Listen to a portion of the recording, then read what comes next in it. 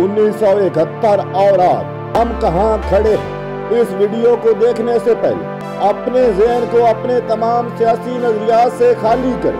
उसके बाद जरा गौर करें। किसी भी सियासी जमात का नजरियाती वर्कर या सपोर्टर होने से बालातर होगा। सिर्फ और सिर्फ एक पाकिस्तानी की हैसियत से सोचो।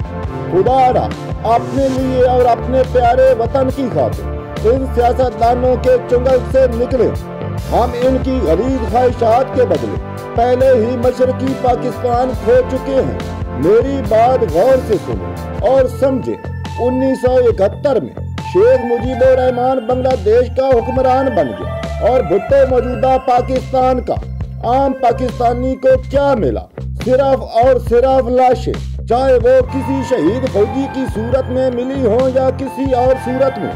आज एक बार फिर पाकिस्तान सियासतदानों के चुंगल में फंस चुका है और हम कुर्बानी के बकरे भी कुर्बान होने के लिए तैयार हैं। दोस्तों, आज एक बार फिर सियासतदान इक़्तिदार की खातिर पागले हो चुके हैं। चाहे ये इक़्तिदार फूलों की सेज पर मिले या लाशों के अंबार पर। मियाँ साहब भी वोट को इज्जत दे चुके और न्याजी भी इक़्तिदार से निकलने के बाद बावला हो चुका है। जरदारी के तो कहने ही क्या है। खुदारा पाकिस्तानी सबका गलतियों से सबक सीखो। मैं पाकिस्तानी सियासत पर एक तफसीली वीडियो बना चुका हूँ, जिसको सुनने के बाद आप अपने आप को धोखा दें तो अलग बात है, वरना आप हकीकत से नजरें नहीं चुरा सकते।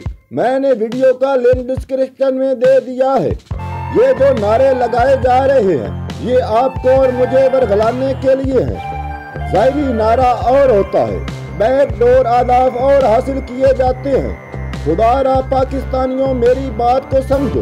ये मेरी और आपकी जंग नहीं है, ये इन कमीनों के मफादात की जंग है, जिसके मोरे हम हैं। खुदारा पाकिस्तानियों, मोरा बनने से इनकार कर दो। इसके साथ ही इजाजत दीजिए। वस्सलाम।